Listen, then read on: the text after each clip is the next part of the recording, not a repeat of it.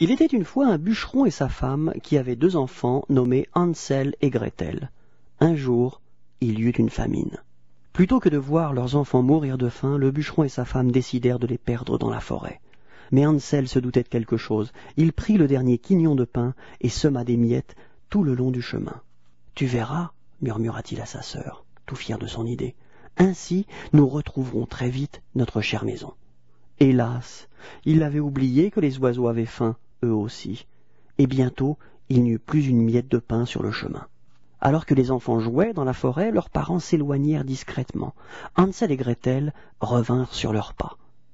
Ils cherchèrent les miettes de pain, mais elles avaient disparu. « Marchons, dit Gretel, nous retrouverons bien la maison. » Comme le soir tombait, ils se demandèrent où passer la nuit. Un oiseau blanc apparut et les entraîna vers une clairière. Là, ils découvrirent stupéfaits une étrange chaumière. Elle était entièrement faite de nougat, de gâteaux et de chocolat. Les enfants affamés ne purent résister. Ils prirent un petit bout de gâteau. « Qui grignote ma chaumière ?» dit une voix.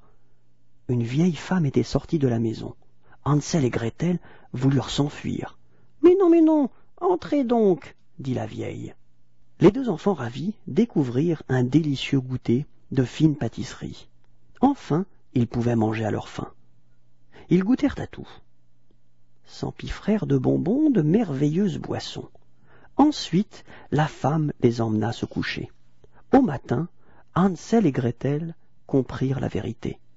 La vieille femme était une affreuse sorcière qui mangeait les enfants. Dès qu'ils furent réveillés, elle enferma le garçon dans une cage de fer.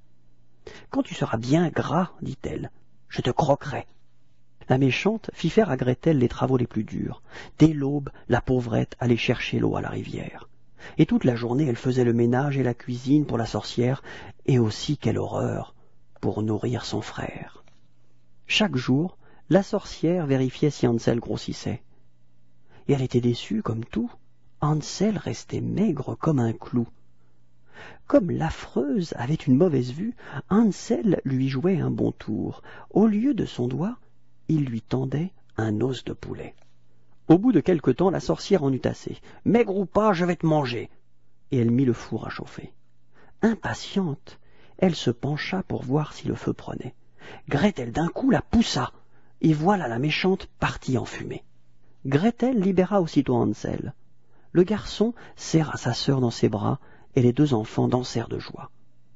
Un trésor était caché dans les murs de la chaumière, tout l'or que la sorcière avait volé aux voyageurs imprudents.